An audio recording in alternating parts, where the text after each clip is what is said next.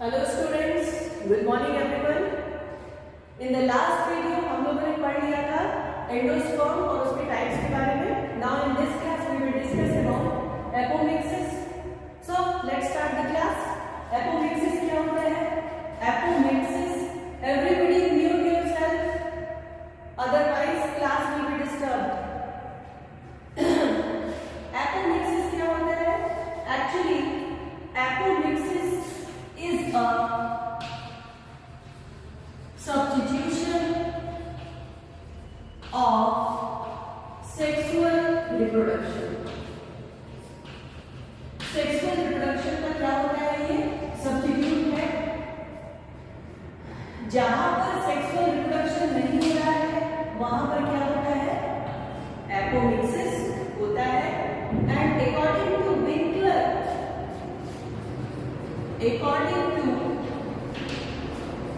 Winkler, इन्होंने क्या बताया? साइंटिस्ट का नेम है। According to Winkler, apomixis is an asexual process. It is an asexual process which do not involve nuclear fusion. It do not involve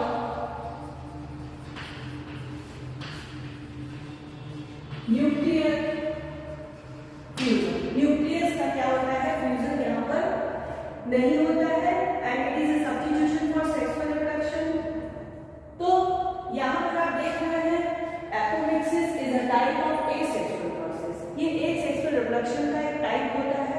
asexual reproduction आप लोगों ने पहले भी पढ़ा है, जिसमें एपोमिक्सिस भी एक तरीका है प्लांट्स को एसेक्सुअली रिप्रोड्यूस करने का। यहाँ पर न्यूक्लियर फ्यूजन क्या होता है? नहीं होता है। माहेश्वरी ने 3 टाइप के एपोमिक्सिस बताए थे। सो अकॉर्डिंग टू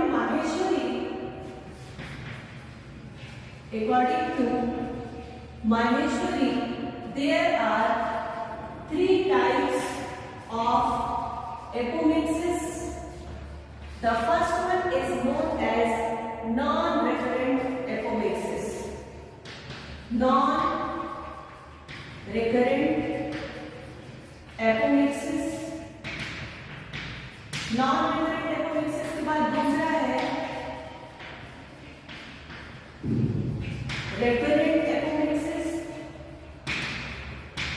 और the third one is adventive embryonic। Everybody adventive embryonic, non-recurrent apomixis, recurrent apomixis and adventive embryonic, and we will discuss each type of apomixis one by one. So first of all heading डालिए आप लोग non-recurrent apomixis। Heading डालिए non-recurrent apomixis। non-recurrent apomixis। non-recurrent apomixis में क्या होता है? देखिए, जो मेगास्पोर मदर सेल होती है, megaspore mother cell undergo usual meiotic division. ठीक है, जैसे यूजुअली मेयोसिस होती है वैसे ही मेयोसिस होती है किसमें? मेगास्पोर मदर सेल में। और चूंकि मेयोसिस हो रही है इसलिए जो एम्ब्रियो बनेगा वो कैसा बनेगा? हैप्लॉइड बनेगा। यहाँ पर बनता है हैप्लॉइड एम्ब्रियो का फॉर्मेशन हो जाता है। अगर इस तरह का हैप्लॉइड एम्ब्रियो बन रहा है by means of megaspore mother cell, then it is known as non recurrent apomixis. ठीक है, उसके बाद देखिए ये भी 2 टाइप का होता है। non-recurrent apomixis is of 2 types। इसमें पहला है haploid parthenogenesis। पहला है haploid parthenogenesis। It is a type of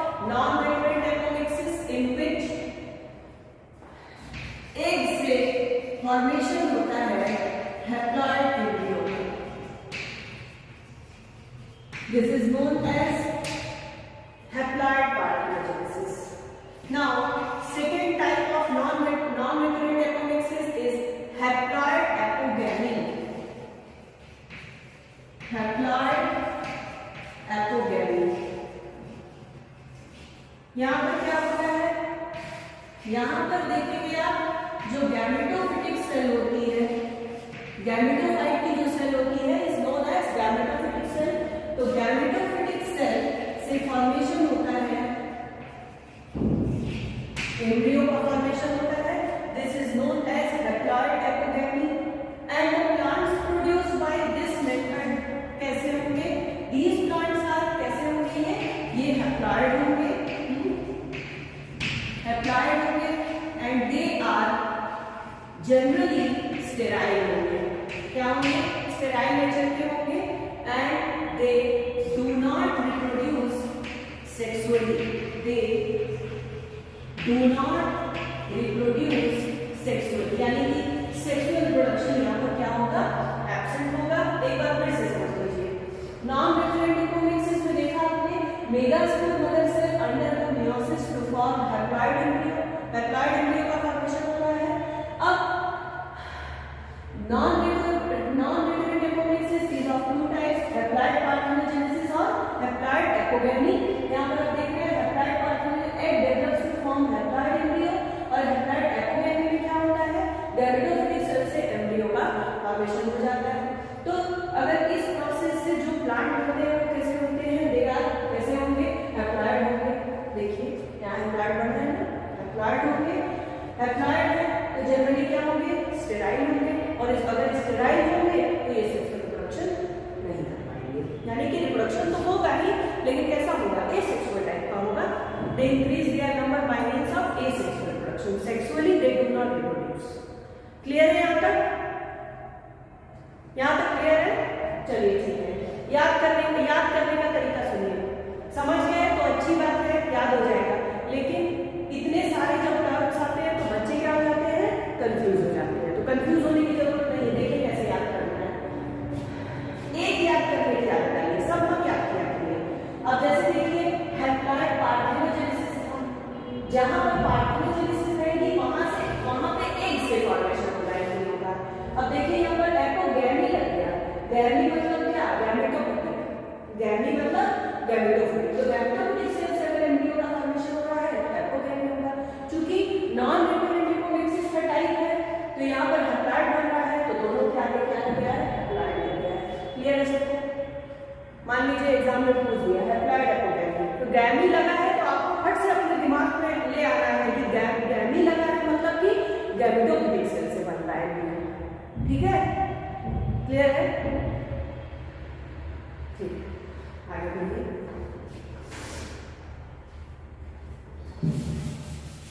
notes के लिए मत परेशान होइएगा, नोट्स आप लोगों को मिल जाएगा, हम लिख करके आप लोगों को भेजते रहेंगे, उसको आप लोग अपने कॉपी में लिख लीजिएगा। समझिए तो non-recurrent एपोमिक्सिस के देखिए बहुत सारे एग्जाम्पल हैं, एग्जाम्पल लिख लीजिए, एग्जाम में पूछा जाता है। पहला है सोलेनम, अच्छा ठीक है, सोलेनम निग्रम, ठीक है। उसके बाद दूसरा है लिलियम, अब दिख रहा है आकाश, लिलियम, ठीक है, लिलियम हो गया। लिलियम के बाद है Virginia, Virginia and the next one is Nicotiana tobacco, तो ये कुछ ऐसे स्थान हैं जहां पर आपको non-recurrent एपोमिक्सिस दिखाई देगी। These are the examples of non-recurrent apomixis. So we have completed non-recurrent apomixis. Now the next one is recurrent apomixis. दूसरा क्या है?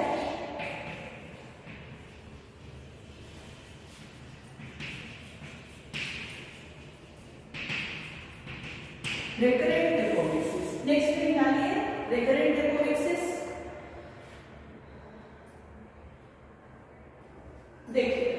रेकरेंट एपोमिक्सिस में क्या होगा, एम्ब्रियो का फॉर्मेशन या तो आर्कीस्पोरियल सेल से होगा और या तो फिर न्यूक्लियस की सेल से होगा। ठीक है, दो तरीके से होगा, आर्कीस्पोरियल सेल से होगा या न्यूक्लियस की सेल से होगा। आर्कीस्पोरियल सेल हमने बता दिया था आप लोगों को जब आप लोगों को माइक्रोस्पोरोजेनेसिस और मेगास्पोरोजेनेसिस पढ़ा रहे थे, तब हम बताए थे कि आर्कीस्पोरियल सेल क्या होता है, याद आ रहा है आप लोगों को? रेकरेंट एपोमिक्सिस में देखिए आर्कीस्पोरियल सेल से और दूसरा न्यूक्लियस। तो आर्कीस्पोरियल सेल से एम्ब्रियो का फॉर्मेशन होता है और या तो फिर न्यूक्लियस से फॉर्मेशन होता है एम्ब्रियो का। If archesporial takes place in the formation of embryo it is known as, अगर आर्कीस्पोरियल सेल से एम्ब्रियो का फॉर्मेशन हो रहा है then it is known as generative apospory. क्या कहते हैं? जेनरेटिव एपोस्पोरी कहते हैं। और न्यूक्लियस की सेल से अगर एम्ब्रियो का फॉर्मेशन हो रहा है, न्यूक्लियस की सेल से अगर हो रहा है then it will be considered as somatic apospory.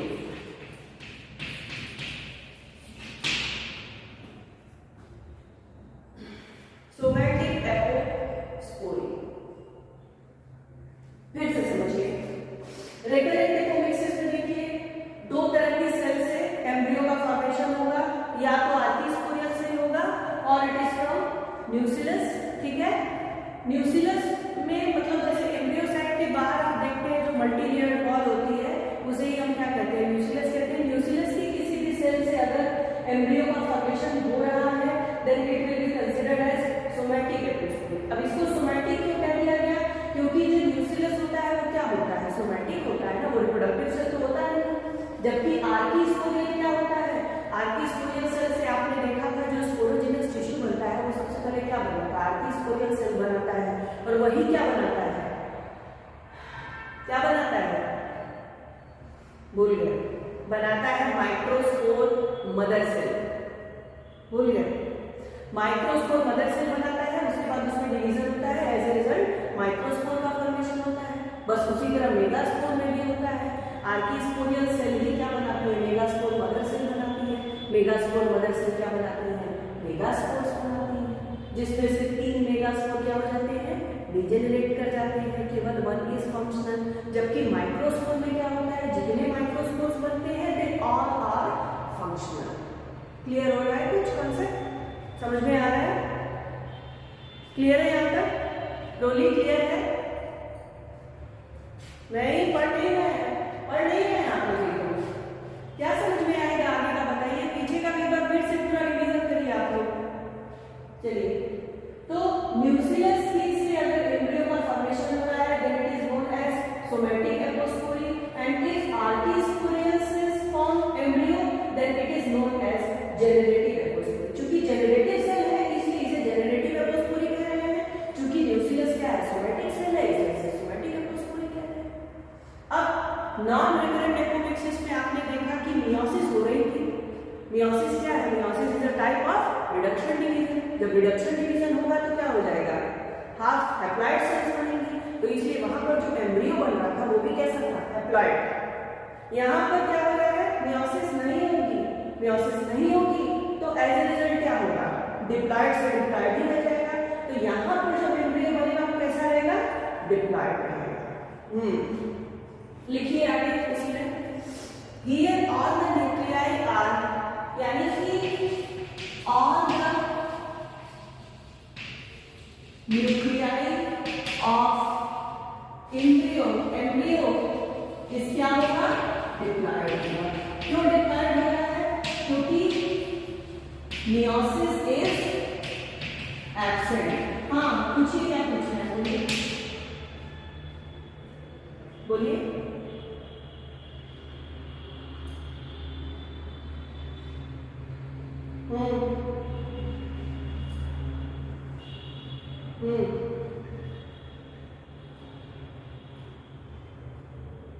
अरे बाबा, पहले ही तो बताया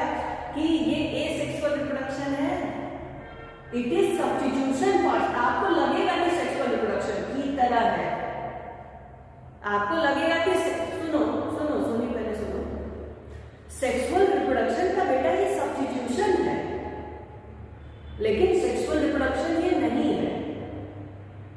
यही तो बात है कि बिना सेक्सुअल रिप्रोडक्शन के भी एम्ब्रियो का फॉर्मेशन हो रहा है ना, जबकि नॉर्मली नहीं होता है। आपको पता है कि मेल और फीमेल गैमेट फ्यूज करता है, जाइगोट बनाता है और एम्ब्रियो बनाता है, this is called as sexual reproduction. But यहाँ पर बेटा ये थोड़ा सा एबनॉर्मल फिनोमेना है, एपोमिक्सिस, ठीक है, ये एक अलग से फीचर है। तो यहाँ पर आपको ये थोड़ी दिखेगा कि मेल गैमेट और फीमेल गैमेट फ्यूज हो रहा है, जाइगोट बन रहा है, तब एम्ब्रियो बन रहा है, वो तो ट्रू सेक्सुअल रिप्रोडक्शन हो जाएगा ना। सिंपल सी बात सोचो, सेक्सुअल रिप्रोडक्शन होने के लिए 3 कंडीशन मस्ट है, कैरियोकाइनेसिस और हाँ प्लाज्मोगैमी, कैरियोगैमी और मियोसिस, ये 3 चीजें होनी चाहिए ना। प्रोटोप्लास्ट फ्यूज करना चाहिए, न्यूक्लियस का फ्यूजन होना चाहिए, और जब न्यूक्लियस का फ्यूजन हो जाए तो उसमें मियोसिस होनी चाहिए। लेकिन यहाँ पर तो हमने पहले ही बता दिया, जब पहले विंकलर ने क्या बताया कि ये एसेक्सुअल रिप्रोडक्शन, एसेक्सुअल टाइप का रिप्रोडक्शन है और ये it is a substitution of sexual reproduction. और यहाँ पर nuclear fusion do not take place.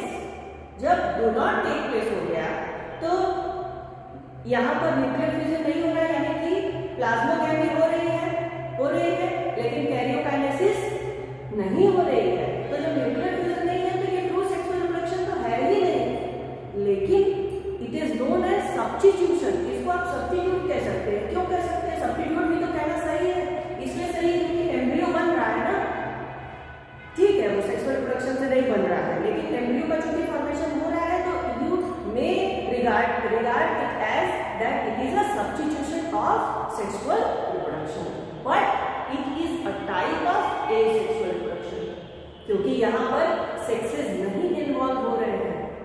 Clear है? ठीक है, ठीक है। तो अभी हम लोग चलिए थोड़ा सा डिस्टर्ब हो गया, कोई बात नहीं, डिस्कशन भी बहुत जरूरी होता है, क्योंकि अगर आप अपने इस कॉन्सेप्ट को अभी नहीं क्लियर करेंगे तो फिर आगे चल के वही चीजें क्या होती हैं, दिक्कत करती है। अभी से अपना बेस अगर मजबूत रखेंगे तो आगे जब आप एमएससी में जाएंगे तो आपको यही चीजें क्या करेंगी, बहुत प्रॉफिट देंगे। ठीक है, चलिए। तो यहाँ पर चूंकि देखिए, यहाँ पर जितनी भी एम्ब्रियो की जितनी भी न्यूक्लियाई है वो सब कैसी है, डिप्लॉयड है। क्यों डिप्लॉयड है? क्योंकि ये देखिए यहाँ पर मियोसिस क्या है, एब्सेंट है। तो मियोसिस चूंकि एब्सेंट हो गया, इसलिए यहाँ पर जितने भी एम्ब्रियो बनेंगे, चाहे वो जेनरेटिव एपोस्पोरी से बने या सोमेटिक एपोस्पोरी से बने, सब के सब कैसे होंगे, कैसे होंगे, डिप्लॉयड होंगे ना। अब देखिए, अगर एग से बन रहा है एम्ब्रियो, अगर एग एराइज कर रहा है, डेवलप कर रहा है और एम्ब्रियो का फॉर्मेशन हो रहा है, तो इसे हम कहेंगे डिप्लॉयड पार्थेनोजेनेसिस। अभी हमने थोड़ी देर पहले बताया था एग लगा हुआ है इसलिए पार्थेनोजेनेसिस कहेंगे। याद आ रहा है? जो बता रहे थे कि कैसे याद करना है, याद आ रहा है? तो देखो एग लगा हुआ है, एग से एम्ब्रियो का फॉर्मेशन हो रहा है, तो इसलिए पार्थेनोजेनेसिस। लेकिन बेटा चूंकि मियोसिस नहीं हुई है, डिप्लॉयड है, इसलिए आप इसे कहेंगे डिप्लॉयड पार्थेनोजेनेसिस। क्लियर है? चलिए आगे बढ़िए। अब उसी तरह देखिए, किसी गैमेटोफिटिक सेल से अगर हो जाए तो गैमेटोफिटिक सेल से भी अगर हो रहा है, मैंने कि न्यूक्लियस से होगा, गैमेटोफाइट की कोई भी सेल, सिर्फ न्यूक्लियस ही नहीं, गैमेटोफाइट की किसी भी सेल से हो सकता है। तो यहाँ पर चूंकि मियोसिस एब्सेंट है तो ये भी तो डिप्लॉयड ही होगा। तो जब डिप्लॉयड होगा तो इसे आप क्या करेंगे, इसे कहेंगे डिप्लॉयड एपोगैमी।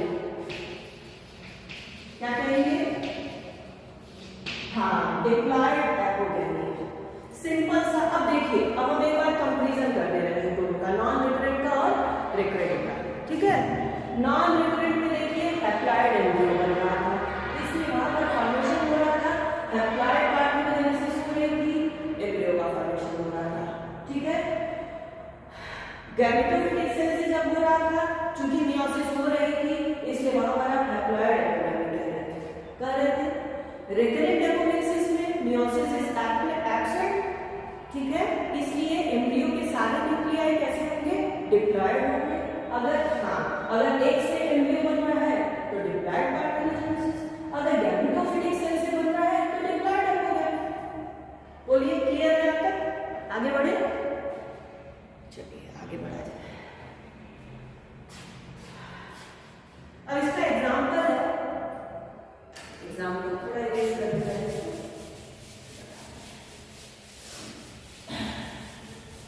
बच्चे बहुत ज्यादा कंफ्यूज करते हैं, आपको बताएं हम खुद जब हम पढ़ते थे ना केसी में, हम एकदम कंफ्यूज रहते थे, ये क्या है, हैप्लॉयड एपोगैमी है, इधर डिप्लॉयड आ गया, कभी हैप्लॉयड आ गया, बहुत ज्यादा कंफ्यूजन था। तो अभी जब सोनी ने क्वेश्चन पूछा ना, तो हमको अपना दिन याद आ गया कि ऐसे ही तो मेरे साथ भी होता था। लेकिन सोनी क्लियर हो गया है तुमको?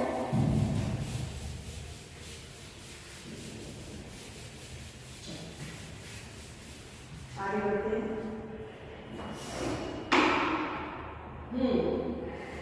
इसका एग्जांपल लिखिए, इसका एग्जांपल पहले लिखिए, रिकरेंट का एग्जांपल लिखिए पहले। पार्थिनियम आर्जेंटेटम, पार्थिनियम आर्जेंटेटम, और दूसरा एग्जांपल है Eupatorium ग्लैंडुलोसम, Eupatorium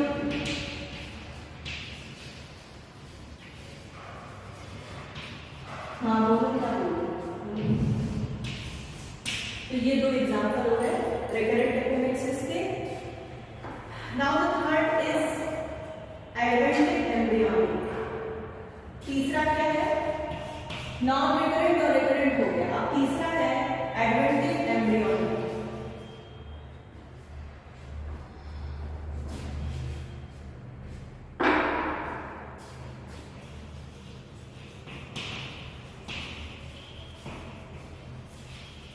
Adventive embryonic. Adventive embryonic is also known as sporophytic budding. इसे क्या कहते हैं?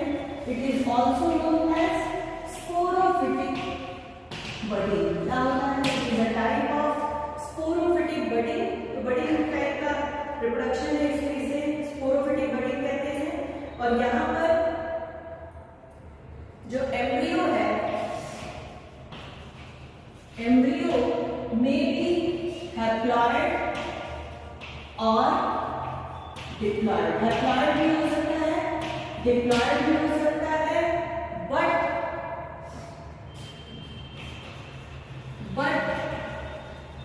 Embryo do not arise from gametophytic cell।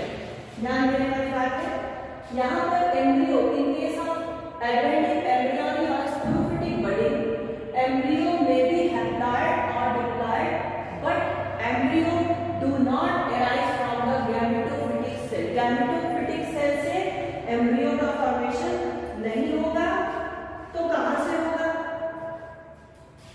या तो इंटेगुमेंट से होगा और या तो फिर न्यूक्लियस से। तो embryo arises from integument or nucleus and the examples are,